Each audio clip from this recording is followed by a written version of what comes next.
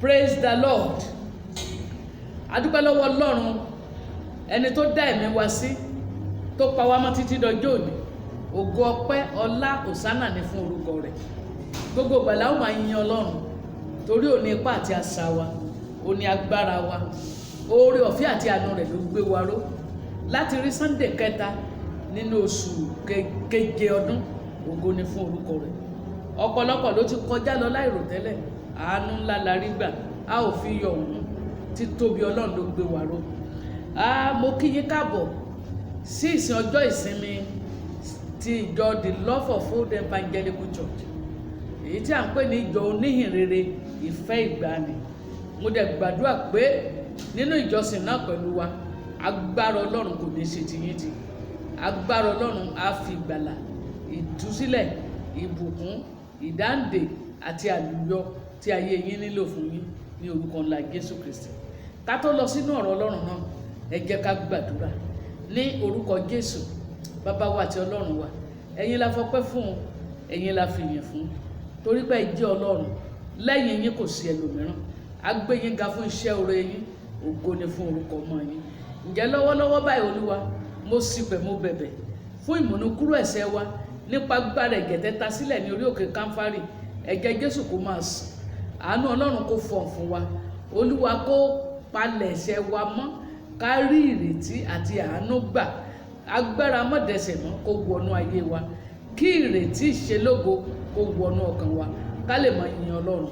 Máa bá wa sọ̀rọ̀ Olúwa, àwọn ò máa tẹ̀lé ọ, a ó sì máa gbọ́ràn sí ọ lẹ́nu ní orúkọ Jésù Kristi Olúwa wa. Praise the Lord. Àkórí ọ̀rọ̀ Ọlọ́run tí a fẹ́ gbọ́ lónìí ni ṣe àyẹ̀wò ìdí àdúrà rẹ. Ṣe àyẹ̀wò ìdí àdúrà rẹ, èyí tí àwọn olóyìnbó túmọ̀ sí pé check the motive of your prayer.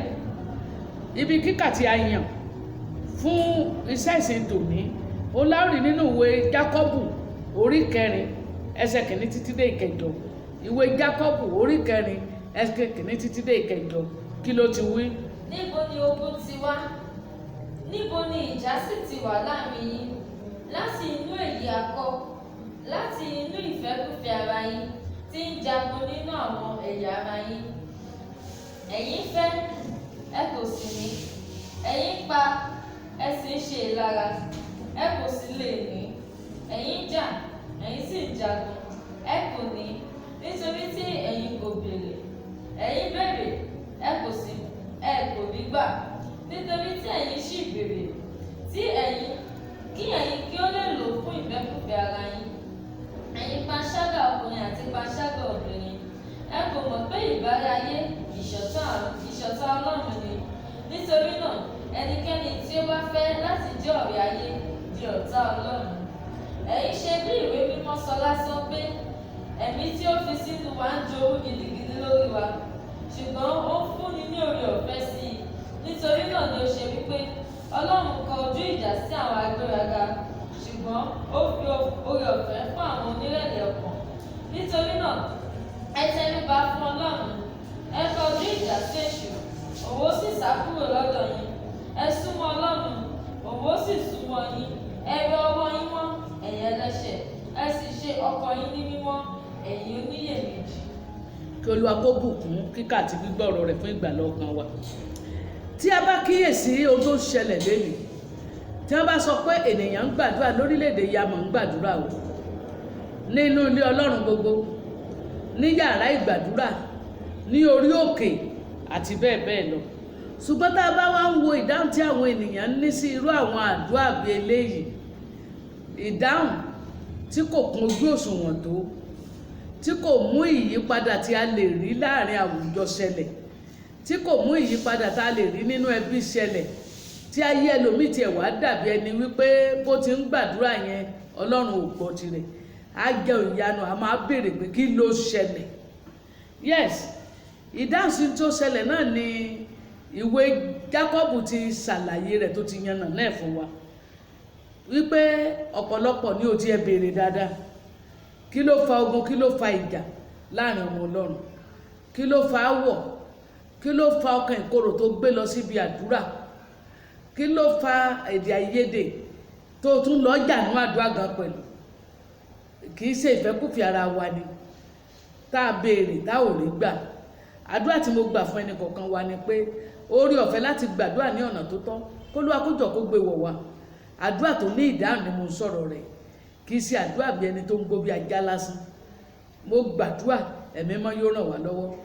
Àpọ́sù Peter sọ nínú ọ̀rọ̀ rẹ̀, ó ní èmi ò sáré bí ẹni tó ń lé afẹ́fẹ́.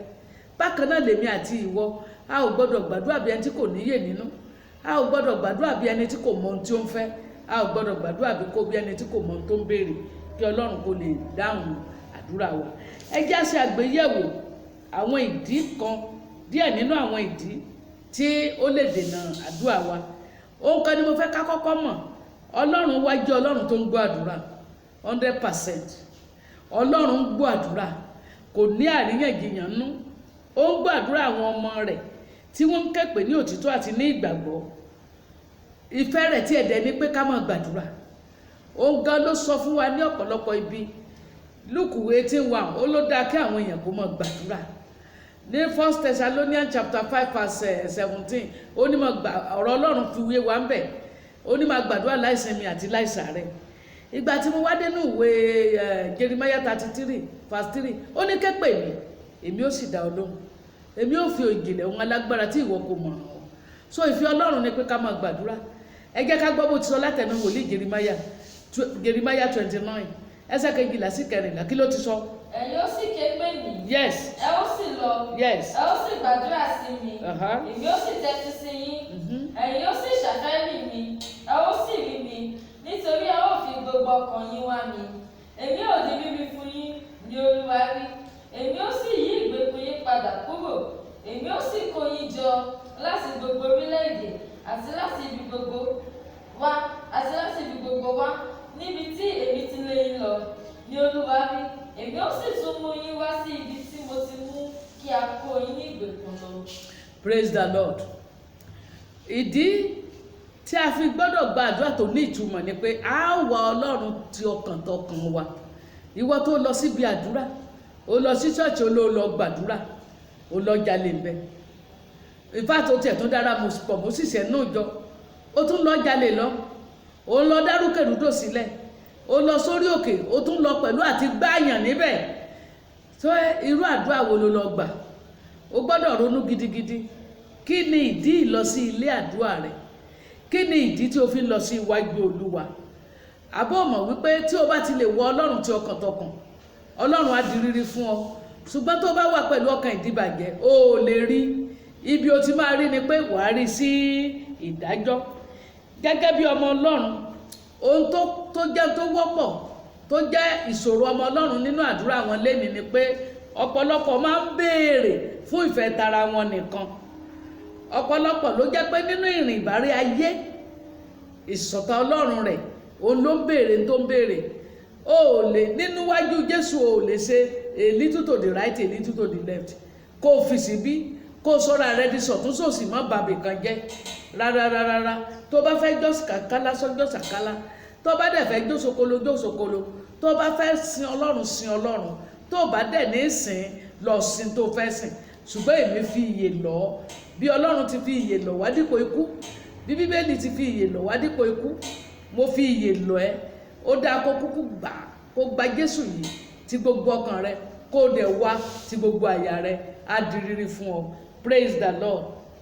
Àwọn ìdí mìíràn tí ọmọ Ọlọ́run ò fi lè rí ìdáhùn sí àdúrà wọn, tó bá jẹ́ pé gbogbo tó ń béèrè fún ara rẹ nìkan ni, kò sí tó wà fún ògo Ọlọ́run, ìyẹn lè má jẹ́ kó rí ìdáhùn. Tó bá dẹ̀ jẹ́ wípé ohun tó fẹ́ kì í ṣe ó wà fún ìfẹ́kùfẹ́ ara ẹni, o ò lè rí ìdáhùn tó ń béèrè fún yẹn, o ò lè rí ìdáhùn yẹn rárá. Àfi tó bá wá àwọn tí ó ràn ọ́ lọ́wọ́, tí wọ́n bọ̀ ràn Jésù tiẹ̀ lọ́wọ́ láti lè mú ohun tí o fẹ́ wá. Tí wọ́n bá dẹ̀ fẹ́ ṣe léyìí, kò lè yọrí sí òpin tó dára. Ìparun ni òpin irú nǹkan bẹ́ẹ̀ yẹn. Bí ẹni tó lọ sògùn owó, kí ló máa yọrí sí? Bóyá ọdún méjì ni ó lò, bóyá èèyàn ní ọmọ fi ṣèrúbọ. Ẹ rí pé ìbùkún tó ní yẹn, ogun ò ní gbádùn ìbùkún yẹn, ìparun ni. Ẹlòmíì wọ́n lè pè kọ́ mọ́ náwó fáwọn òbí rẹ̀ bẹ́ẹ̀. Kí wàá ní ìtumọ̀ owó tó ní? Mo gbàdúrà lórúkọ Jésù, Olúwa yóò fún wa lórí ọ̀fẹ́ láti fi ìpapọ̀ kan wá Ọlọ́run ká ba lè rí ìdáhùn sí àdúrà wa. Tí a bá tún wò àdúrà wa gbà míì ó gbọ́dọ̀ wà ní ìbámu pẹ̀lú ọ̀rọ̀ Ọlọ́run, pàápàá jùlọ tí a bá lè jọ̀wọ́ ara wa fún ìfẹ́ Ọlọ́run fún wa. Kí ni ètò àti ìfẹ́ rẹ̀ fún wa? Ìyẹn máa ran èmi àti ìwọ lọ́wọ́ láti lè rí ìdáhùn sí àdúrà wa gẹ́gẹ́ bí Jésù ti ṣe nínú ọgbà Ídẹ́nì nínú ìwé Luke 22:42. Wípé bàbá, bí ìwọ bá fẹ́, gba agbo yìí lọ́wọ́ mi, ṣùgbọ́n ìfẹ́ ti èmi kọ́, bí kò ṣe tìrẹ ni kí a ṣe. Ẹ má bínú sí mi, nínú ọgbà Gẹ́símánì nígbà tó ń gbàdúrà tí àkókò àti lọ rẹ̀ ti súnmọ́, wọ́n ti fẹ́ wá láti mú ẹ̀rù bà á gẹ́gẹ́ bí ẹ̀dá ènìyàn. Ó ní Olúwa ò bá jẹ́ ká gò ìkọjá lórí mi. Ṣùgbọ́n ní kíákíá tí ẹ̀mí Ọlọ́run gbàkóso nínú rẹ̀, tí olùtùnú dìde, tí olùrànlọ́wọ́ dìde fún nínú ara, ó ní kì í ṣe bí mo ti fẹ́ bí kò ṣe bí ìwọ Ọlọ́run ti fẹ́. Ẹ rí pé ó gba okun àti agbára, ó gba ìmúlọ́kànlé láti ṣiṣẹ́ ìgbàlà wa parí. Bákan náà ni kí ìwọ náà jẹ́ kí ìbéèrè rẹ kó wà ní abẹ́ ìpinnu àti ètò Ọlọ́run fún ayé rẹ. Ọ̀nà mìíràn tó tún lè jẹ́ ìdíwọ́ tá ò fi lè rí ìdáhùn àdúrà wa bó ti yẹ, nígbà tí ìfẹ́kùfẹ́ àti ìwà ẹ̀ṣẹ̀ ìkọ̀kọ̀ tó bá wà nínú ayé ènìyàn, tó wà nínú ìbárí ayé. Jẹ́ ń gbọ́ James 4:4-6 kí ló ti wí? Ẹ̀yin panṣágà ọkùnrin Ṣé àti ti gbọ́ panṣágà ọkùnrin àti panṣágà obìnrin? ẹ kò mọ̀ pé ìbárí ayé ìṣọ̀tá Ọlọ́run ni. Nítorí náà ẹnikẹ́ni tí ó bá ń fẹ́ láti jẹ́ ọ̀rẹ́ ayé di ọ̀tá Ọlọ́run. Ẹ̀yin ṣe bí ìwọ mímọ́ sọ lásán pé ẹ̀mí tí ó ti fi sínú wa ń jowú gidigidi lórí wa, ṣùgbọ́n ó fúnni ní oore ọ̀fẹ́ sí i. Nítorí náà ni ó ṣe wípé Ọlọ́run kọjú ìjà sí àwọn agbéraga, ṣùgbọ́n ó fi oore ọ̀fẹ́ fún àwọn onírẹ̀lẹ̀ ọkàn. Praise the Lord. Ohun tó tún lè dènà àdúrà rẹ òun náà nìyí. Tí èèyàn bá ní ìfẹ́kùfẹ́ tàbí ó ní ẹ̀ṣẹ̀ ìkọ̀kọ̀, abẹ́ ẹ̀gbọ́n tó wí, ó ní ẹ̀yin panṣágà ọkùnrin, ẹ̀yin panṣágà obìnrin. Ẹ̀yin tó ṣe pé ẹ̀ ń ṣe ìbárí ayé, ìwọ tó ṣe pé ayé díẹ̀ ẹ̀mí díẹ̀ ni. Irú nǹkan báyìí kò lè jẹ́ kó o rí ìdáhùn sí àdúrà rẹ. Ó ní àbẹ́ ẹ̀ mọ̀ pé ẹ̀mí tó fi sínú wa ń jowú gidigidi. Ọlọ́run ò lè bẹ ẹnikẹ́ni kò lè bá pín ògùn, kò dẹ̀ lè bẹ ẹnikẹ́ni lórogún. Ìdí nìyí tó bá ṣe é ṣe fún ọkọ tí ò ní gbà, tó ò ní fẹ́ lórogún lórí ìyàwó rẹ̀. Obìnrin gan tí ọkọ rẹ̀ fẹ́ yàwó lé, ìjà ẹ rí i pé wàhálà àti ìdààmú ni. Ká ló ní agbára lórí ọkọ yẹn, tó lágbára tó lè borí ni, kò ní fẹ́ kí ọkùnrin yẹn ní ìyàwó mi. Bákan náà ni Ọlọ́run rẹ kò fẹ́ kí èmi àti ìwọ ká ní orogún pẹ̀lú òun. Nítorí náà tó bá ti ní orogún pẹ̀lú Ọlọ́run nínú ìwà àti ìṣe, nínú èrò ọkàn rẹ, nínú ìṣe rẹ, àtòun tó ń gbọ́ràn sí, bó o bá kígbe, igbe rẹ̀ á dàbẹ̀ tó ń gbó bí ajá lásán ni. Ẹ jẹ́ ká wo àpẹẹrẹ díẹ̀ nínú Báíbù. Àwọn tí wọ́n béèrè ní ọ̀nà tó tọ́, tí wọ́n béèrè fún ògo Olúwa, tí Ọlọ́run sì dá wọn lóhùn. Ẹni àkọ́kọ́ ni ọba Sólómọ́nì. Mo wà nínú ìwé àwọn ọba orí 3, mo fẹ́ ẹsẹ̀ 5, ẹsẹ̀ 9 àti ẹsẹ̀ 10 dé 13 ní kíákíá. Ní Gíbíónì ni Olúwa fi ara rẹ̀ hàn Sólómọ́nì. Yes. Lójú àlá ní òru, Ọlọ́run sì wí pé, béèrè ohun tí èmi ò fi fún ọ. Ẹsẹ̀ 9. Nítorí náà fi ọkàn ìwòye fún ìránṣẹ́ rẹ láti ṣe ìdájọ́ àwọn ènìyàn rẹ, láti mọ ìyàtọ̀ rere àti búburú. Nítorí ta ni ó lè ṣe ìdájọ́ àwọn ènìyàn rẹ tí ó pọ̀ tó yìí? Ọ̀rọ̀ náà sì dára lójú Ọlọ́run, nítorí tí Sólómọ́nì béèrè nǹkan yìí. Ọlọ́run sì wí fún un pé, nítorí tí ìwọ béèrè nǹkan yìí, tí ìwọ kò sì béèrè ẹ̀mí gígùn fara rẹ, Yes. bẹ́ẹ̀ ni ìwọ kò béèrè ọlá fara rẹ, bẹ́ẹ̀ ni ìwọ kò béèrè ẹ̀mí àwọn ọ̀tá rẹ, ṣùgbọ́n ìwọ béèrè òye fara rẹ láti mọ ẹjọ́ idá. Wò ó, èmi ti ṣe gẹ́gẹ́ bí ọ̀rọ̀ rẹ. Wò ó, èmi fún ọ ní ọkàn ọgbọ́n àti ìmọ̀ye, tó bẹ́ẹ̀ tí kò sí ẹnìkan tí ó dàbí rẹ̀ ṣáájú rẹ̀, bẹ́ẹ̀ ni lẹ́yìn rẹ̀ ẹnìkan kì yóò dìde tí yóò dàbí rẹ̀. Amen. Ká dá dúró ń bẹ̀ yẹn. Láti 5 to 13 ó ní ọ̀rọ̀ yẹn wà. Olúwa fún un ní ìwé sọ̀wédowó tá ò kàn kankan sí, tólúwa dẹ̀ ti sáìn, tó ti fi ọwọ́ sí, béèrè ohun kan béèrè ohun kan. ó wò títí pé kí ló ń bá béèrè, ó béèrè ọgbọ́n àti ọkàn ìmòye. Ohun tó béèrè yẹn ní ẹsẹ̀ kẹwàá pé inú Ọlọ́run dùn sí tó béèrè. Kò béèrè fún ara rẹ̀, kò béèrè pé fún lẹ́mìí gígùn, kò béèrè ẹ̀mí àwọn ọ̀tá rẹ̀, kò béèrè ọrọ̀. Olúwa wa ní fún tó béèrè yẹn òun ti fún un ní ọgbọ́n. Kò ní sí ẹni tí ó dàbí rẹ̀ ṣáájú rẹ̀ àti lẹ́yìn rẹ̀ ní ti ọgbọ́n. Ó ní tí ò wá béèrè yẹn kò ń fún ọlá àti ọrọ̀. Bákan náà ni Ọlọ́run tó ṣe yẹn gbà yẹn ó tó sì ṣe bákan náà lónìí. Má torí pé o fẹ́ dàgbà, o fẹ́ lówó, o fẹ́ lókìkí, o fẹ́ ká yí ọmọ ọ kó gbéra kó lọ ran Ọlọ́run lọ́wọ́. Òpin rẹ̀ ìparun ni, òpin rẹ̀ ìparun ni. Fi ọkàn ìmoore kàn sí Ọlọ́run kó dẹ̀ béèrè ní ọ̀nà ẹ̀tọ́. Ọlọ́run yóò ṣe ju èyí tó béèrè lọ. Ó lè ṣe fún wa ju èyí tí a béèrè lọ. Ó mọ tó lẹ́tọ̀ọ́ sí, ó mọ tó tọ́ sí ọ, á dẹ̀ sí fún wa.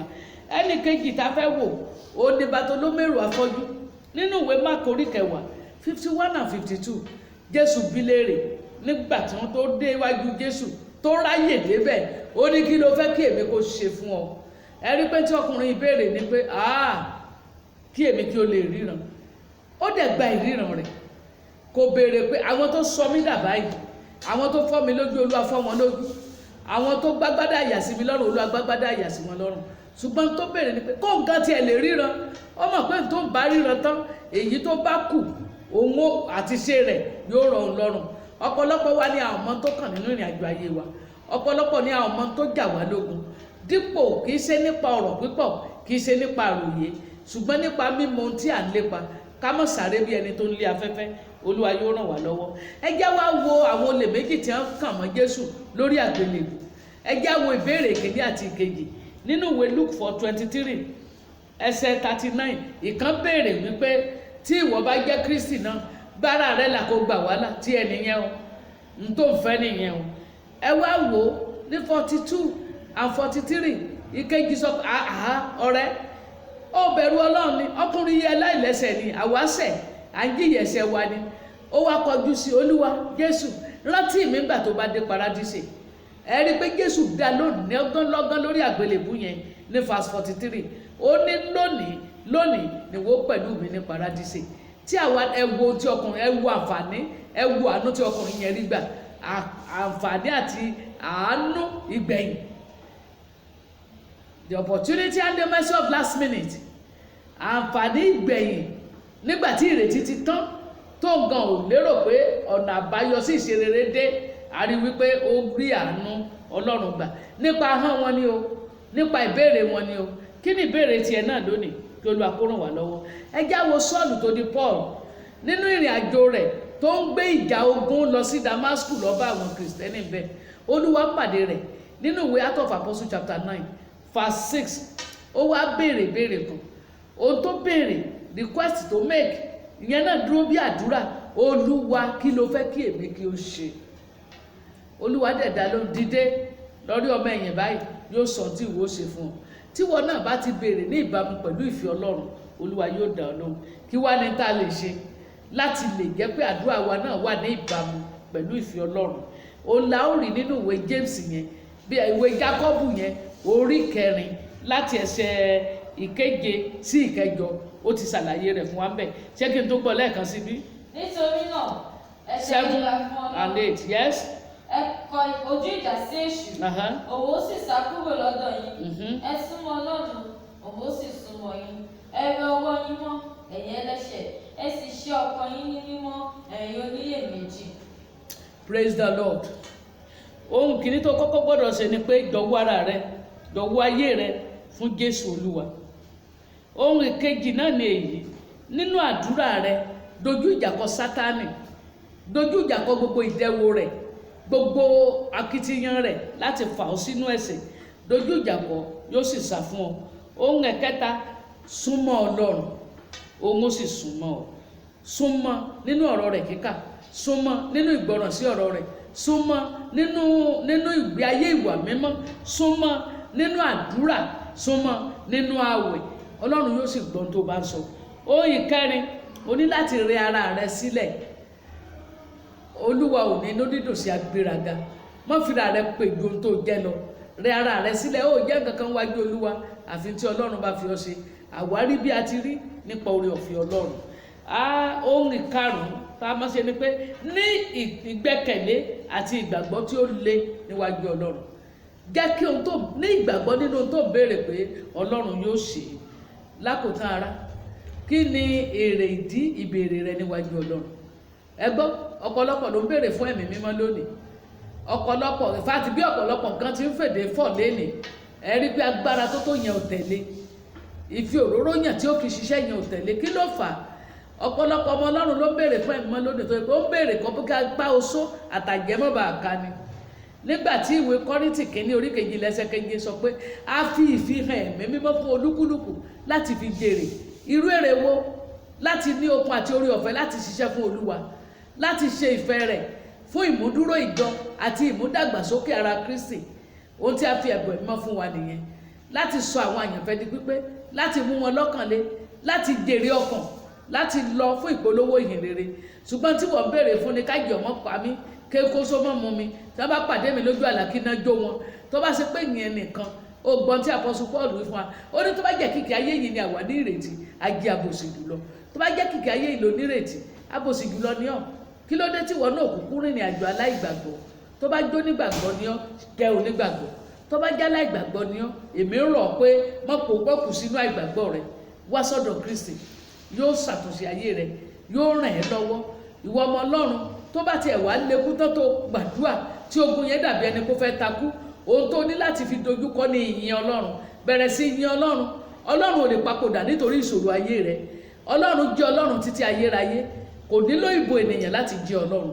Bẹ̀rẹ̀ sí yìn. Nípa ìyìn náà wà á ní ìṣẹ́gun torí kó ju ogun ayé rẹ lọ. Nípa ìyìn náà wà á ṣe àṣeyọrí. Fọkàn rẹ balẹ̀, ìlérí Ọlọ́run yóò ṣẹ lórí ẹ. Olúwa yóò sì fún ọ ní oore ọ̀fẹ́ láti gbàdúrà ní ọ̀nà tó tọ́ àti ní ọ̀nà tó yẹ, ká bá lè rí ìdáhùn tó yẹ fún àdúrà wa. Mo gbàdúrà lórúkọ Jésù. Bí o ti ń gbọ́ ọ̀rọ̀ Ọlọ́run tí o sì ń ṣe àtúnṣe yìí, ìyanu Ọlọ́run yóò ṣẹlẹ̀ nínú ayé rẹ ní orúkọ Jésù Kristi Olúwa wa.